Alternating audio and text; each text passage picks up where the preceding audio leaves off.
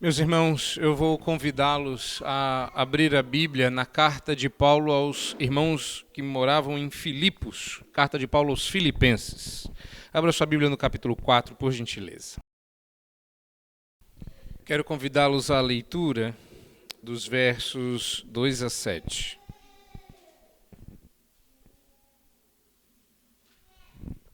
Na verdade, dos versos 2 a 5. A perícope toda vai terminar no verso 7, mas o alvo da minha mensagem termina no verso de número 5. Acompanhe a leitura na sua Bíblia. Eu vou fazer a leitura a partir da ARA, da Revista e Atualizada. Rogo a Evódia e rogo a Sintique, pensem concordemente no Senhor.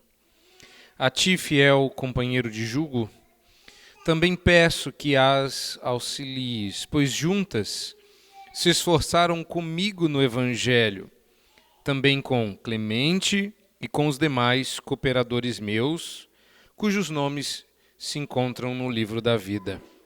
Alegrai-vos sempre no Senhor. Outra vez digo, alegrai-vos. Seja a vossa moderação conhecida de todos os homens. Perto está o Senhor. Vocês não conseguem viver em paz?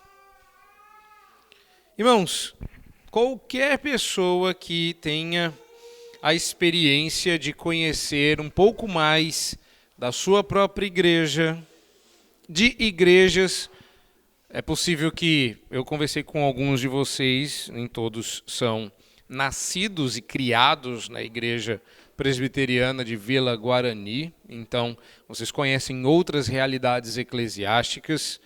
Você, sendo ou não presbiteriano no passado, ou tendo sido ou não presbiteriano, você tendo sido criado nesta ou em outra igreja, uma coisa você sabe de cor e salteado, e não é o Salmo 23. É que juntou muita gente, você vai ter discordâncias. O fato de vocês estarem concordando comigo já é esquisito. Porque normalmente é o que a gente gosta de fazer, ser do contra. Mas o fato de vocês estarem concordando comigo significa que, frequentemente, coisas que poderiam ser resolvidas acabam se tornando em desavenças sérias. Normalmente, nós também começamos a cometer um outro erro na sequência, que é achar que, dado ou não uma circunstância de caráter mais difícil de resolver, eu penso A, você pensa B, nós sabemos aplicar e experimentar o que eu chamo de os efeitos redentores da cruz de Cristo em nossos relacionamentos. A gente pensa, na verdade, que a coisa é meio que automática, que porque eu sou um cristão, ou porque a partir de agora eu sou um cristão, ou se você preferir, no modelo mais moderno, seus problemas acabaram, agora você é um membro da Vila Guarani e nunca mais você vai ter problemas de relacionamento, porque agora você vai aprender a Bíblia certinho. Mas o que acontece é que vem uma terça, uma quarta, uma quinta-feira qualquer e você experimenta as mesmas frustrações. Talvez você agora tenha novos irmãos com os quais discordar, gente nova para achar ruim. Que beleza! E a gente fica frustrado, porque a gente pensa que é automático. A gente pensa que porque se converteu, ou porque leu o mais novo livro de teologia, ou aprendeu a mais nova verdade, ou talvez você pense que porque participou de um acampamento que falou sobre relacionamentos, a partir de agora, seus problemas relacionais acabaram. E esse equívoco é porque nós conhecemos a experiência de redenção no seu aspecto mais íntimo e pessoal, mas nem sempre sabemos fazer essa aplicação em seu aspecto mais relacional. Aqui, diante de nós, e eu peço que você mantenha a sua Bíblia aberta, lá em Filipenses 4, se você fechou, por gentileza retorne, mas olha lá, Diante de nós temos um caso tal como esse. Sintique e Evódia não eram uma crente a outra ímpia, nem duas ímpias. Diante de nós há um quadro, numa carta extremamente peculiar, de duas pessoas que não estavam conseguindo se entender. Não estavam conseguindo experimentar, no aspecto relacional, a graça transformadora que elas haviam experimentado em suas próprias vidas. Evódia e Sintique eram duas queridas que a gente não tem muita informação, até porque o nome delas só aparece aqui. Nós não sabemos quem eram, nem o que tinham feito, a não ser o que é dito delas aqui. Mas uma coisa é clara: esta é uma das cartas mais afetuosas do apóstolo Paulo. Esta é a carta conhecida como a carta da alegria. Mais da metade das vezes que a palavra alegria aparece no Novo Testamento está concentrado numa das menores cartas, a carta de Paulo aos Filipenses. Você fez a conta? Olha para a sua Bíblia. Se você tem uma Bíblia de papel, olha para ela. Olha o tamanho do Novo Testamento. Você imagina quantas vezes a palavra alegria aparece em todo o Novo Testamento? Mais da metade está aqui.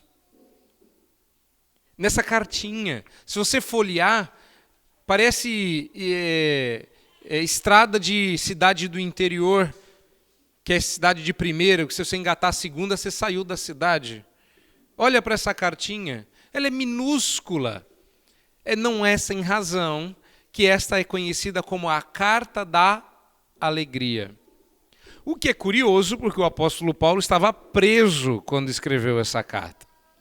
Paulo tinha uma preocupação pastoral muito grande com aquelas pessoas. Eles estavam sendo perseguidos. Era uma igreja pobre, com dificuldades financeiras e agora debaixo de perseguição.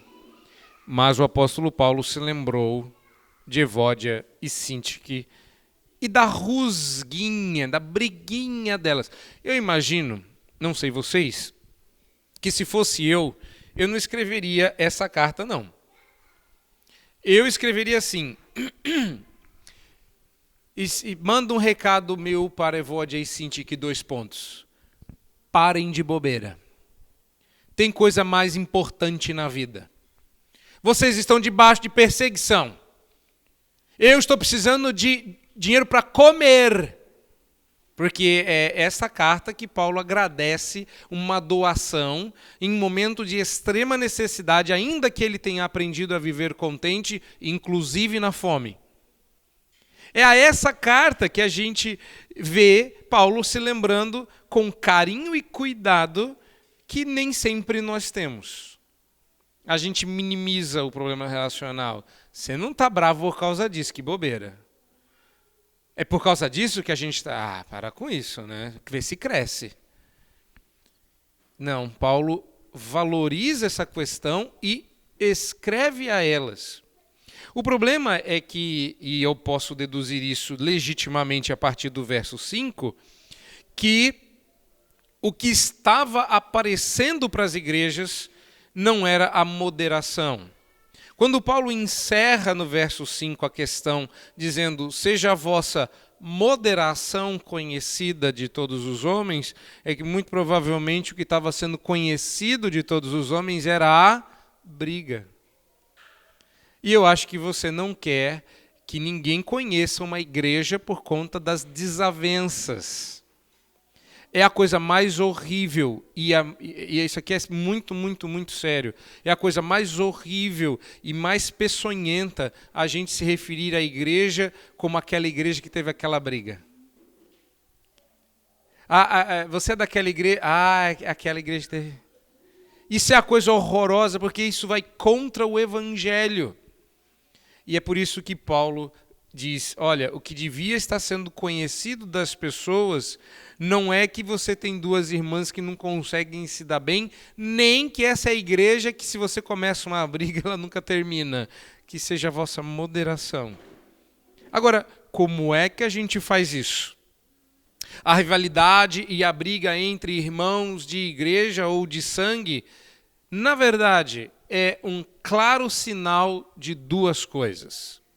E apesar disto ser uma mensagem e uma pregação, eu sugiro que você não cancele o seu hábito de tomar notas. Para quem é novo na igreja presbiteriana, nós dizemos que existem 3 maneiras de você reagir a uma boa frase em um sermão. Quem é mais pentecostal, grita aleluia. Quem está se reformando, dá um glória a Deus no coração. E presbiteriano anota. Presbiteriano anota. Se você quer levar para casa, anote 2 palavras. Se você não quiser anotar num papel, anote no coração. Mas a verdade é que rivalidade e briga entre irmãos de sangue ou de igreja é um claro sinal de imaturidade e carnalidade. Isso é terrível porque quando a gente olha para a nossa casa ou para a nossa igreja, e então a gente é obrigado a concluir que se estamos brigando, ou é porque somos imaturos, ou é porque somos carnais. Quando se pensa ou se sente de forma madura, sente aqui de sentir, quando você sente as coisas de forma madura, ou quando você pensa nas coisas de forma madura, as opiniões divergentes não somem. Na verdade, elas aumentam, mas com elas também aumenta a sua capacidade de discernir aquilo que é importante daquilo que é periférico. A maturidade não faz com que as brigas acabem. A maturidade faz com que você aprenda a lidar com a opinião divergente. É assim que a paz de Cristo se torna o árbitro em nosso coração, segundo a qual fomos chamados em um só corpo, como Paulo escreveu lá em Colossenses 3,15. Para que a paz de Cristo finalmente arbitre e julgue, é preciso que a gente cresça em maturidade espiritual. E ele já tinha argumentado desta forma aqui também. Nós estamos no capítulo 4, verso 2, mas volta um pouquinho lá no capítulo 3, versos 15 e 16. Todos, pois, que somos perfeitos, tenhamos este sentimento. E se porventura pensais de outro modo, vamos brigar lá fora, vamos resolver isso lá fora, né? Está escrito aí? Não. O que está dizendo todos devemos ter esse sentimento, mas se alguém discorda, também isto Deus vos esclarecerá. Todavia, andemos de acordo com o que já alcançamos. Olha que texto maravilhoso. Andemos de acordo com o que já alcançamos. E essa é a razão pela qual, no capítulo 4, Paulo roga a Evodia Sintique. Porque, você já conhece, Paulo normalmente divide as suas cartas em 2 partes. Uma em que ele apresenta a teologia da prática, que a gente chama de teoria, e a outra a prática da teologia, que a gente chama de aplicação. Teologia da prática e prática da teologia. O fundamento e o que deve ser feito. Aqui, se você observar na sua Bíblia, nós estamos no fim da carta que Paulo escreveu aos Filipenses. E também, das coisas muitas que a gente sabe das cartas que Paulo escreve, temos uma outra peculiaridade típica do apóstolo Paulo. Quando ele termina uma carta, ele começa a ser menos genérico e mais pessoal. Olha, tem casos e casos. Esse é um dos poucos que Paulo dá nome às pessoas. Eu não gosto muito da expressão nome aos bois, porque não é para boi que Paulo dá nome. Paulo fala para... Paulo não é dois boi que estão dando chifre, muito embora. Quando a gente briga, a gente parece mesmo 2 bois se chifrando. Não é? Que a gente abaixa a cabeça e sai para bater no outro. Então eu prefiro que Paulo dê nome a 2 irmãos. Isso não é muito comum, mas aqui Paulo chama elas pelo nome. E o recado é direto. Parece mesmo que o caso estava tão grave que todo mundo estava sabendo. E Paulo diz, eu quero que Evódia e Sintique comecem a concordar no Senhor. Então não era muito incomum que Paulo encerrasse suas cartas com recomendações de caráter mais pessoal. Então, agora, se preparando para o final da carta que ele escreveu preso em Roma, então Paulo planejava ir para Roma, não deu certo. Ele acabou indo depois, mas preso. O objetivo não era esse, mas no final ele queria parar em Roma. Foi até com as despesas pagas pelo império, que ele estava preso. Não é? Então ele foi para Roma preso e de lá Paulo escreve a esses irmãos e fornece mais uma vez uma lista detalhada de recomendações. E essa lista começa com Evódia e Sintique. A lista começa aqui. Então, a gente não sabe muita coisa sobre elas duas. O que a gente sabe é que elas não... Olha para o texto. Então vamos começar a entender o contexto disso. O que a gente sabe delas? A primeira coisa que eu entendo que a gente percebe aqui é que a gente sabe que elas não eram neófitas.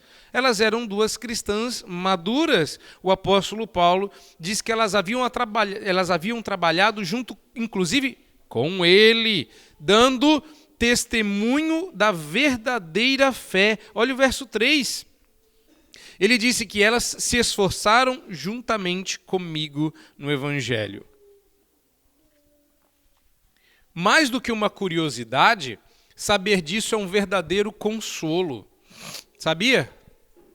Porque isso demonstra que até mesmo gente experiente na fé incorre na imaturidade de reagir tão endurecidamente a um conflito que se feche em si mesmo na certeza de um coração convencido. Isso é sério. Gente madura pode reagir de maneira imatura? Resposta, não só pode, como existiram duas irmãs nossas de registro bíblico público que fizeram isso. E elas não eram neófitas. Então não significa que porque você tem 90 anos de igreja, que você não vai incorrer em um problema desse. E o problema começa quando o nosso coração convencido precisa ser quebrantado e nem sempre a gente consegue superar o nosso senso de certeza. Você já esteve tão certo de alguma coisa que você não arreda pé? Eu imagino que todos vocês, porque eu acho que o anormal seria dizer assim, não, pastor, eu estou sempre errado. Eu não vou pedir agora para você levantar a mão, até porque se eu perguntar, você não vai levantar, você está certo. A gente nunca está errado. Se a gente tivesse sempre errado, a gente nunca brigava. A gente briga porque não é que tem um certo e um errado. A gente briga porque tem dois certos e o outro que está errado. Nunca você. E esse era o problema. Agora, elas precisavam de ajuda externa para retornar à razão e à verdade. E é por isso que Paulo pede a este nosso irmão desconhecido, pelo menos a nós, mas que conhecia muito bem a elas, ele era muito conhecido lá e que conhecia muito bem a dupla. Paulo usa um conjunto interessante de palavras aqui, a fim de traçar um contraste que chama a nossa atenção e puxa a nossa orelha. Preste atenção. O conjunto de palavras começa com essa palavra esforçar-se aqui. A palavra esforçar, aqui no verso 3, é uma palavra interessantíssima. Olha com calma para ela. O contexto está aí, né? Pois juntas se... Vocês já tinham reparado nisso? Se esforçaram comigo no Evangelho. Olha só que interessante. Eu acho que é interessante porque eu acho que Paulo está usando de ironia aqui. Mas não é uma ironia snob, é uma ironia pastoral. Porque a palavra significa batalhar junto. Paulo chama a atenção para a questão, porque a questão é irônica. É como se ele dissesse, meu querido companheiro de jugo, ou seja, jugo é aquela canga que você coloca no pescoço do animal. Ele está dizendo que esse companheiro está na mesma condição do apóstolo. Ele fala assim, meu querido, você que está na mesma condição que eu, ajuda elas, por favor. Porque elas batalharam comigo antes, lado a lado, e agora elas batalham uma contra a outra. É interessante isso. Paulo sente uma dor aqui, e a ironia revela o cuidado de perceber a questão. Elas antes, que estavam com as armas em punho, lutando contra o inimigo, viraram as armas uma para a outra. O problema é que elas não pararam de atirar. E agora está dando ruim. Ou seja, Paulo está dizendo que com ele e outros irmãos, e isso aqui eu realmente acho que a questão aqui era grave, porque o apóstolo Paulo chama testemunhas, ele diz que não somente com ele, mas com Clemente e outros, que ele não menciona, ou seja, muita gente, essas mulheres realmente não eram neófitas. E elas eram tão conhecidas que elas tinham ajudado muita gente. Olha, não tem nada mais horrível do que ver pessoas que fizeram tanto pelo Evangelho, que se tornaram famosas pelo seu trabalho, agora estarem brigadas uma com a outra. Como se a gente tivesse que escolher uma facção para seguir. O apóstolo Paulo diz, não é bom que isso seja assim. Elas que antes estavam ambas do mesmo lado do rio, agora batalham uma contra a outra. Mas reparem, tem uma coisa que está faltando nesse texto. Nós não sabemos o tema da celeuma. Olha para o texto, não há sinal da razão pela qual elas brigaram. Sabe o que isso significa? Bom, eu vou explicar para vocês, mas primeiro eu quero que vocês entendam a curiosidade disso. Paulo perdeu uma chance tremenda de nos ensinar como é que resolve um tipo específico de conflito, tal que travou duas mulheres experientes na fé. Pera lá, vocês não acham que seria importante saber qual é a briga para determinar qual lado estava certo? Olha aí, quem estava certo, Evódia ou Sintique? Não é possível que as duas estivessem certas como alegavam. Mas também, se as duas estavam erradas, por que Paulo não revelou o tema da briga? Outra coisa, nós não sabemos os detalhes que fizeram elas mudar a direção da mira de suas armas, antes direcionada para os inimigos, agora para a cabeça uma da outra. E também, essa questão nos parece pouco importante, porque o que Paulo está então nos dizendo com isso, você tem que prestar atenção, meus irmãos, não é só o que está na Bíblia é importante, também temos que prestar atenção com aquilo que não está na Bíblia. E Paulo não diz porque não importa qual seja o problema ou desavença pela qual estejamos passando. Os princípios que Paulo coloca aqui servem para curar relacionamentos afetados pelo desacordo. Quais são? Esse é o problema. Quais são esses princípios? Tem muito poucos princípios aqui, na verdade. Eu acho que só tem um, mas eu vou convidar vocês a olhar com calma alguns detalhes. Paulo recomenda primeiro aos amados irmãos da igreja de Filipos, usando aqui Evódia e Sintique, e as muitas Evódias e Sintiques espalhadas pelo reino de Deus, que se relacionem com alegria e que haja alegria em todas as situações. Deveriam agir uma para com a outra com alegria que não considera primeiro as próprias necessidades, mas as dos outros, e que se põe de lado pela equidade da paz. Alegria geralmente é percebida como uma afeição totalmente individual. Alegrai-vos. Ah, que bom, vou me alegrar e ser eu uma pessoa alegre. E o que Paulo, neste contexto, está dizendo é, quando vocês duas brigam, não tem como Filipenses ser uma igreja alegre. Alegrai-vos significa que as duas deveriam ser juntas alegres e não cada uma no seu canto. Então Paulo vai recomendar que elas pensem concordemente no Senhor. Já eu quero entrar nisso, só então para relembrar vocês que o resumo dessa ópera é que a moderação seja conhecida. Rapidamente, a palavra de Deus também requer de nós moderação quanto à autoavaliação no contexto da prática do dom de serviço no corpo de Cristo, como Paulo recomendou aos romanos. Eu estou salientando isso antes de entrar na carne desse texto, porque quando a gente pensa que está certo, a gente não pensa com moderação. Quem pensa que está certo, olha de cima o outro. Quem pensa que está certo, julga o errado como inferior. Eu estou certo, você está errado. Se você quiser subir até aqui e está certo como eu, você vai precisar se humilhar, você vai precisar disso, daquilo outro. E a pergunta que fica no final é muito semelhante à do Salmo 15. O problema é que Deus é perfeito, santo, puro, bom, reto, o legislador da lei. E quando nós nos assentamos nesse trono, a pessoa que está congelada no silêncio da nossa indiferença pergunta a mesma coisa.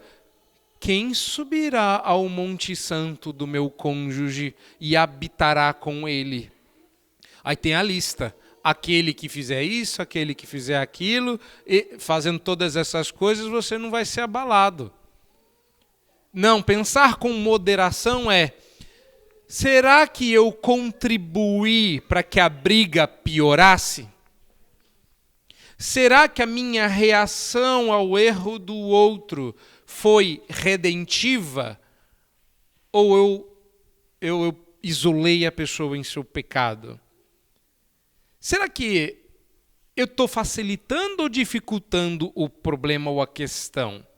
Por isso Paulo escreve lá em Romanos que pela graça que me foi dada, digo a cada um dentre vós que não pense de si mesmo além do que convém. Antes, pense com moderação, segundo a medida da fé que Deus repartiu a cada um. Está em Romanos 12, 3. Ou seja, quando Paulo diz, seja a vossa moderação conhecida diante de todos, Paulo convida Evódia e Síntique a se considerarem responsáveis. Olha que coisa doida, hein? Porque a gente, quando está brigado com alguém, tudo que a gente quer é que essa pessoa reconheça que ela está errada. E Paulo está dizendo que Evódia e Síntique deveriam se considerar responsáveis pelo crescimento uma da outra. A gente não quer que a pessoa cresça através de nós. Quando a gente diz assim, para com isso e vê se cresce, você está dizendo para o outro, resolve o seu BO aí, depois você vem aqui. Olha, uma das coisas que mais me magoaram e me doeram quando eu estava para me formar no seminário, foi quando eu fui perguntar para um presbítero de uma igreja qualquer, eu ainda era seminarista, como é que eu faria se eu quisesse ser pastor daquela igreja. Eu ainda não sabia como é que fazia para ter um campo. Como é que faz para avisar para alguém que eu estou querendo ser pastor dessa igreja? Então fui lá e perguntei assim, se eu quisesse ser pastor de sua igreja, como é que eu faria? E a resposta foi, primeiro você vai colecionar alguns diplomas, depois você volta para se apresentar. Agora que eu colecionei, eu não quero passar perto. Porque uma pessoa que está interessada só nisso, não estava interessada no meu crescimento. Deixa eu contar outro caso, um mais feliz, um mais legal. Um colega meu, muito bom pregador, simpático até, assumiu uma igreja. E aí ele começou a pregar, e o português dele era bem ruim. Na verdade, o português dele era ruim, para falar errado, para ver se vocês entendem.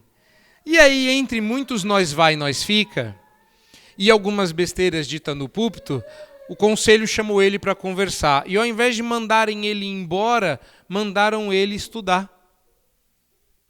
E aí compraram livros para ele, compraram um terno. Ele é pastor, ele ficou pastor daquela igreja por mais de 10 anos.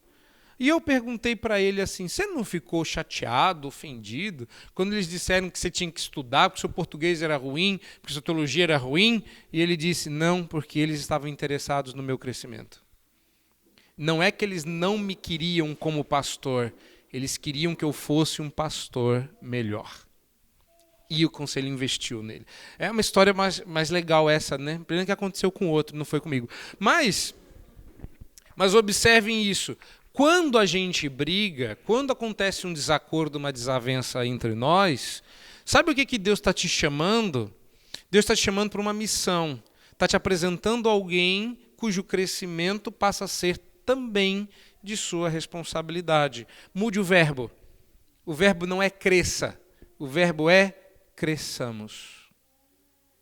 Porque agora vocês dois precisam crescer juntos. O que Paulo está dizendo é, Evódia e Sintique precisam ser conhecidas pela moderação. Isso significa que Paulo estava convidando elas a atuarem sem medo e com amor, poder e moderação, a fim de produzir o bem que nelas havia em Cristo. O autor aos Hebreus concordaria com o apóstolo Paulo, porque ele escreveu lá no capítulo 10, verso 24, se você abrir a sua Bíblia comigo, lá em... Eu só apertei um botão errado aqui. Isso. Vamos lá, para Hebreus 10, 24. Ele concordaria com o apóstolo Paulo. Consideremo-nos também uns aos outros, para nos estimularmos ao amor e às boas obras. É a isso que Paulo está convidando essas irmãs, tá bom? Vamos para o que interessa? Pensem concordemente no Senhor. Parece fácil. E eu guardo para o final porque quando a gente aborda um texto como esse, a gente já sabe a resposta. O problema das brigas e do desacordo, por que a gente discorda? Por que a gente briga? Por que não há igualdade de opinião? Por que nós não sentimos o mesmo sentimento? Por que a gente não consegue ter a mesma opinião? A resposta está na Bíblia. Porque nós não pensamos concordemente no Senhor. O que é isso? É simples assim? Será que basta que eu diga isso e encerre com a graça e a paz do Senhor e que Deus faça com que vocês pensem concordemente no Senhor? Vocês saberão fazer isso? Eu penso que não também. Porque a vida inteira eu sabia que esse era o problema. O que eu não sabia era o que isso significa. E aí eu vou tentar ajudar aqui vocês a discernir, porque isso aqui realmente não é muito fácil. Em nenhum lugar na Bíblia, Deus espera que as pessoas saiam de uma linha de produção com ideias idênticas.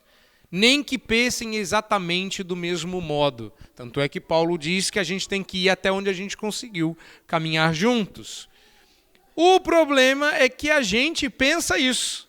Se você está na mesma igreja, quer dizer que todo mundo aqui tem a sua opinião a respeito do tema igualzinho você. Será? Eu acho que não. O Novo Testamento relata ocasiões em que os apóstolos não concordaram. Imaginou? Eu não consigo imaginar uma cena em que, por exemplo, vou pegar aqui dois apóstolos qualquer, Paulo e Pedro, eles entrassem em desacordo tal que eles brigassem na frente, sei lá, de todo mundo. Digamos que tivesse uma reunião de presbitério da época do Novo Testamento, e Paulo e Pedro se desentendessem publicamente. Você imagina uma cena dessa? Não precisa imaginar, não, está na Bíblia. Eles brigaram publicamente, eles se desentenderam, Paulo teve que puxar a orelha de Pedro. Quer ver outra briga, um tanto quanto emblemática e mais dolorida? Se você já pegou para ler o livro de Atos, tem umas coisas tão gostosas naquela história. Aí você vê a conversão de Paulo, você vê a transformação que Deus opera na vida. O primeiro grande personagem de Atos é Pedro.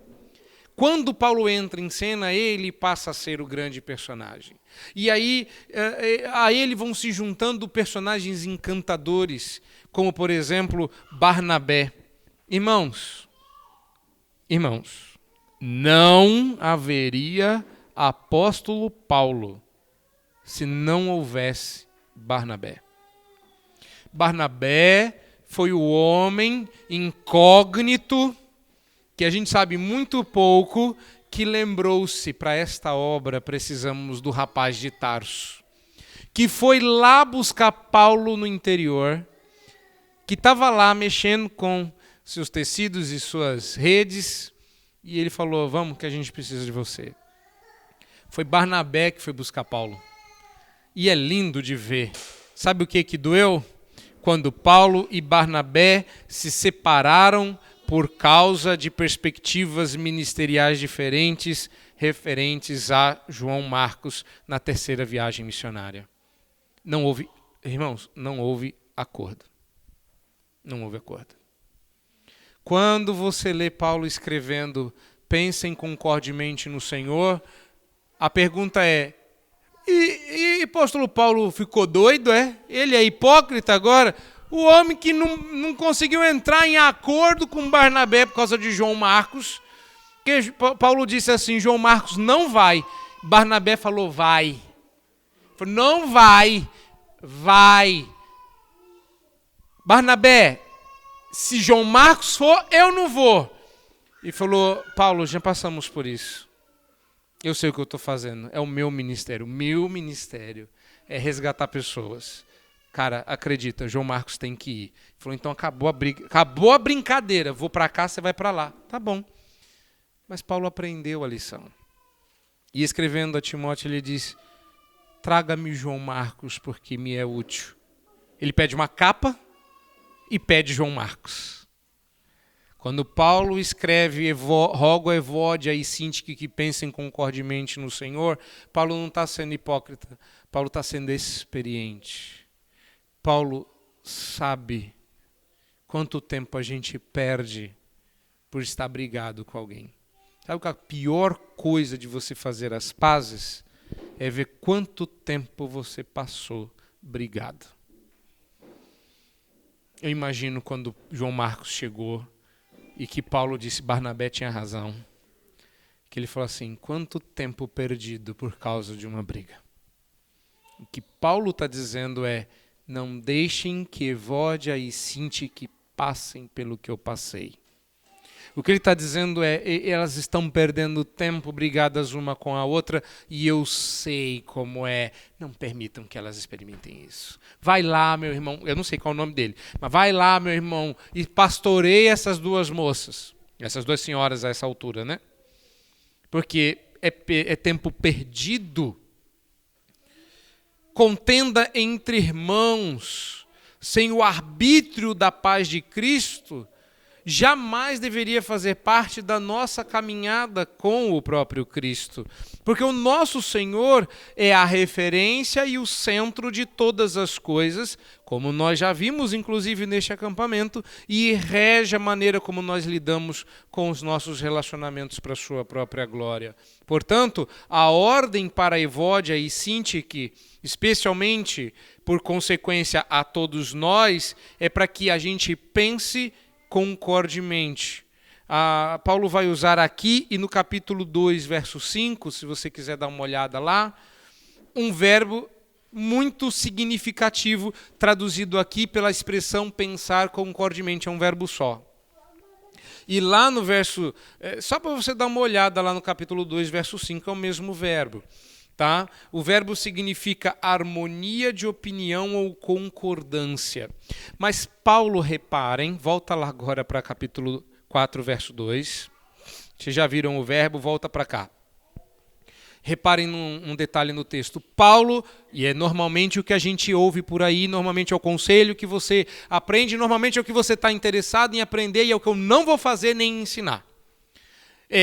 As pessoas dizem: façam com que Evódia e Sintique concordem uma com a outra. E o texto diz: não, faça com que as duas concordem com o Senhor. O que acaba com a celeuma não é descobrir quem está certo e quem está errado.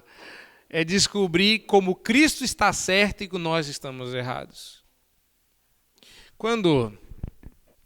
E é ruim, minhas filhas não gostam muito que eu as use em sermões, e eu geralmente só uso elas quando elas não estão presentes. Mas quando elas eram menores, eu me lembro quando as duas mais velhas, obviamente, né, brigavam, E eu pegava as duas e sentava com elas para apaziguar a briga, e eu perguntava, elas queriam que eu arbitrasse entre elas e decidisse quem estava certo e quem estava errado.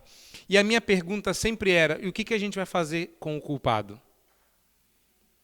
O que a gente vai fazer com o culpado? O que o culpado merece? Aí elas ficavam com a cara assim. Eu falava assim: vamos matar o culpado? Porque o culpado merece morrer pelo que ele fez, vocês não acham? E elas ficavam com os olhos regalados assim. Eu falei assim: mas e se fosse verdade que o culpado merecesse morrer e alguém já morreu a morte do culpado, para que agora a gente não precisasse mais descobrir o culpado e já perdoasse ele no sangue daquele que morreu? Sabe o que eu estava tentando ensinar para elas? Que não interessava quem era o culpado, nem o motivo da briga. Seja lá pelo que foi, Cristo já morreu por isso. E que elas podiam se perdoar, porque esses são os efeitos da cruz de Cristo nos nossos relacionamentos. Porque se a gente descobrir quem é o culpado, o que a gente vai fazer com ele? Excluir, matar, chutar? Falar para ele que ele não pode brincar? Vamos brincar de gincana bíblica, exceto ele que é culpado. Não, o que a gente vai fazer com o culpado? Deus sabe, matar. O culpado merece morrer, porque aquele que transgride a lei de Deus é morto em seus delitos e pecados. O que merece alguém que peca contra o Senhor e quebra a lei dele? O salário do pecado é a morte, pois morreu a nossa morte para vivermos sua vida. Ele nos trouxe salvação. E é para lá que Paulo está carregando a sua argumentação. Não é brincadeira, nem forçação de barra. Olha como Paulo termina no verso 3, meus irmãos. Ele diz que era importante que se ajudassem Evódia e Sintique a concordarem no Senhor, ou seja, tivessem a opinião de Jesus a respeito do tema, porque elas duas estavam no livro da vida. Irmãos, duas coisas. Livro da vida. Como é que a gente migra do ponto concordar com Jesus para livro da vida? Eu assumi minha primeira igreja muito jovem. Na verdade, com 21 anos. No ano que eu ia fazer 22. Muito moço. Eu não tinha muita coisa para oferecer. Se alguém falasse assim: pastor, como é que eu faço para ter um casamento saudável? Eu falei: eu não tinha experiência, eu tinha 6 meses de casado. Eu achava o meu casamento maravilhoso, perfeito, puro, bom. Tinha só 6 meses, não tinha dado ainda tempo de brigar. Quando alguém perguntava assim: pastor, como é que eu faço para criar crianças, ser um pai? Eu não tinha filhos, eu não sabia dar essas respostas. Só que eu era o pastor. Eu me lembro, meus irmãos, que meu primeiro ano foi um ano terrível, porque chegou o Dia dos Pais. O que eu ia pregar? Eu não sabia, eu não sei. Eu só tinha pai, mas eu não sabia ser pai. Ok, mas sabe o que me alertou? Não foi isso, foi o Dia das Mães. Eu subi no púlpito e fui sincero com a igreja: irmãos, tem uma coisa que eu nunca vou ser na vida: mãe. E era verdade. Se eu estava esperando a experiência de ser pai para ensinar os pais a serem pais, isso ainda podia esperar. Mas como é que eu ensinaria as mães se eu nunca seria uma mãe? E aí a pergunta é: tá, e como é que o senhor fez? Eu falei: eu não vou pregar com base na minha experiência, eu vou pregar com base no que a Bíblia diz. Aí, um casal que já estava se desentendendo há muitos anos, teve um salseiro lá na casa deles. Sabe daqueles que vidro quebrado, filho dentro do quarto chorando, coisas horrorosas. Só faltou a polícia lá. E ainda que teve uma ocasião que a polícia realmente tenha ido e eu também. Mas isso é assunto para outro acampamento. Nesse dia, que era o primeiro, estava aquela brigalhada toda. E eu ainda muito moço, inexperiente, o presbítero me liga, eu estava visitando a igreja, eu ainda não tinha nem assumido ainda a igreja.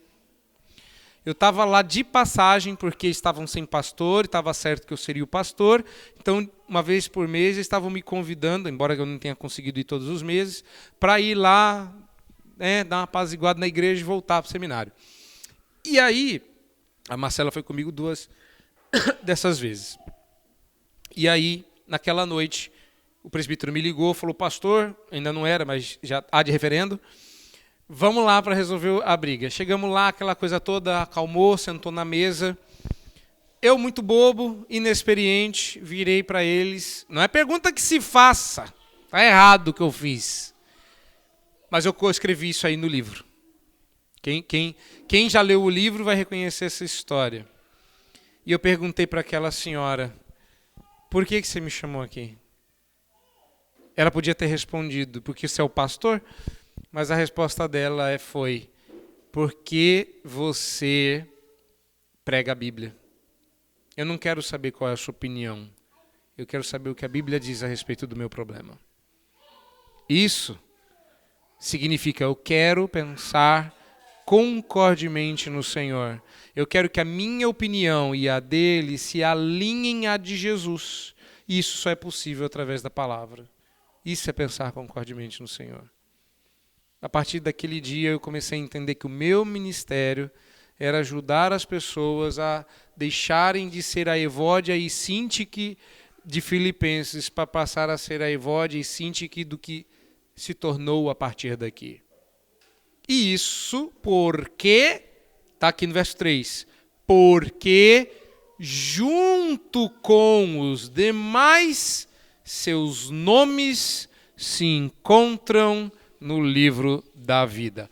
Paulo vai fazer um contraste entre discordâncias temporais e uma salvação eterna.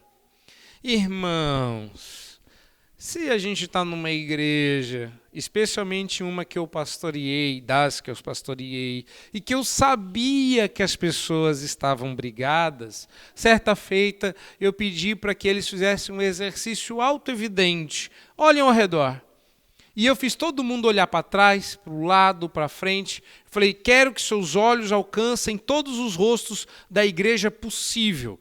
E eu que ainda falei, encontrem a pessoa que você não quer olhar, que você está evitando e com quem você está brigado. Achou? Joia. Agora olha de volta para mim. Queria dizer uma coisa para vocês. Você vai passar o resto da eternidade com ela. Porque ela também é salva. Se você está evitando ela aqui na igreja, saiba que é inútil, porque vocês dois vão para o céu juntos. Que coisa horrível de se imaginar. Para com isso agora. E essa é a razão. Paulo encerra o seu apelo, lembrando que elas avançaram o reino de Deus e elas partilharam um laço que as unia eternamente. Seus nomes estavam no livro da vida. A base sobre a qual Paulo se alicerça para exortar quem quer que seja, nesse caso Evódia e Sintique, que se esforcem para superar suas diferenças que as separavam temporariamente, não estava em qualquer outra coisa temporária, como a própria desavença que as fez brigar. Irmãos, nós também brigamos por coisas bobas e temporárias. E depois de um tempo passa, e algumas delas nem sequer importam a longo prazo, só importam naquele momento. E o que Paulo está dizendo, que realmente importa, não depende do momento, é eterno. É na eternidade que estava a referência dele. E é na eternidade que devem estar as nossas. Elas passariam essa eternidade juntas, como nós vamos passar uns com os outros. E esta é uma demonstração clara de como os efeitos da redenção, por mais eternos que sejam, devem interferir de maneira transformadora na nossa vida presente. A nossa, digamos, escatologia deveria moldar os nossos relacionamentos. E um dos aspectos da escatologia pouco falado, e eu não vou falar de escatologia aqui, mas eu estou planejando um livro sobre escatologia e aconselhamento. E eu acho que a gente esquece que uma das coisas... A gente adora saber essas coisas de escatologia, né? É milênio, é não milênio, Jesus vem antes, vem depois, vem escondido, a gente vai ser arrebatado, não vai, vai ter deixado para trás, vai ser posto para frente. A gente não sabe o que vai acontecer, a gente quer saber, Jesus está voltando? Ele volta antes da 4ª dose? A gente nunca sabe, não é? Mas a gente esquece que um dos efeitos da nossa escatologia é bem básico, né? Não importa, vai todo mundo viver no céu junto. Você já parou para pensar que essa briga sua é tão inútil que um dia você vai ter que se dar bem com essa pessoa, nem que seja na glória? A pergunta do apóstolo Paulo é, se essa perspectiva não muda o seu relacionamento aqui, por que você acha que você vai estar lá? Se você espera estar lá, experimente isso agora. Experimente isso já. Anseie a glória e comece a experimentar. Não é uma esperança só. A esperança de glória pesa aqui. E é por isso que o apóstolo Paulo diz para que este irmão, companheiro de jugo, pastoreie elas, porque no final das contas, o nome delas e o nome de Clemente e o nome de todos os salvos está no mesmo livro. Está no mesmo livro. Eu já pastoreei gente que estava tão brigado com uma pessoa que eu contei essa história e a pessoa diz assim, mas o céu é bem grande, né, pastor? A gente não precisa estar no mesmo canto do céu, né? Né? Pois é, tem muita gente assim, eu sei que a gente vai estar junto no céu, mas cada um num canto, né? Isso não demonstra uma boa teologia, irmãos, isso demonstra um coração duro. E é isso que o apóstolo Paulo está falando, essa perspectiva tem que mudar agora, do tipo, olha, inevitavelmente eu vou ter que fazer as pazes com você para a gente subir junto para o céu. Então vamos resolver isso já? É isso que o apóstolo Paulo está dizendo. Não é... eu já ouvi tanta coisa, sabe, gente pegando o texto de João, na minha casa na casa de meu pai há muitas moradas. Fala, ô pastor, eu vou ficar em quarto separado. Né? Não, você não entendeu isso. Né? Não é assim que funciona. Tem outras piadas infames para fazer, mas isso aqui é sério, não é? Isso aqui é sério. Então lembre-se disso. São 3 pontos simples. E eu fui meio que de trás para frente para o meio. A primeira coisa é, pense com moderação. Se você acha que está certo, você tem certeza que está certo, não pense além do que convém. Revisa. A segunda coisa é, pensar concordemente no Senhor não significa vamos concordar um com o outro ou vamos concordar em discordar. Significa saber qual é a opinião de Jesus a respeito de um problema e concordar com ele. Jesus, eu diria, nesse caso é o grande desempate. Quanto mais próximo de Jesus, mais próximos a gente vai ser um do outro. Jesus é como um cabo central de um guarda-chuva. Vocês têm guarda-chuva? Não vale o automático. Tem que ser aquele guarda-chuva tradicionalzão. Uma vez eu peguei um guarda-chuva e mostrei isso no culto. Quanto mais as hastes menores e fracas se aproximam da haste central, mais próximas elas ficam umas das outras. É isso que Paulo está dizendo. Quanto mais você se aproxima da opinião de Jesus, mais você vai se unir à pessoa. E a razão é porque esse mesmo Jesus salvou os dois. A salvação que ele conquistou na cruz não é para que você vá para o céu, é para que nós sejamos todos salvos. Nós vamos para o céu. Deus nos salvou para ser um povo, uma família. Evódia e Cinti, que parem com isso. No final das contas, vocês duas vão para o céu. Isso é bonito de ver, porque Paulo não jogou nenhuma das duas no lixo. Paulo contou com o fato que as duas eram crentes. E então há solução, há restauração e há como a gente superar os problemas. Que Deus nos abençoe em Cristo Jesus, para que nós possamos olhar para os nossos relacionamentos e responder a pergunta que eu fiz no começo. O tema da mensagem está lá no seu manual do acampante. não podemos viver em paz, não conseguimos viver em paz, e a resposta é yes, we can. Desculpa. Você já ouviu essa, né? Mas a resposta é essa mesmo. Sim, nós podemos. No poder de Cristo, nós podemos. Que Deus assim nos abençoe em Cristo Jesus. Amém.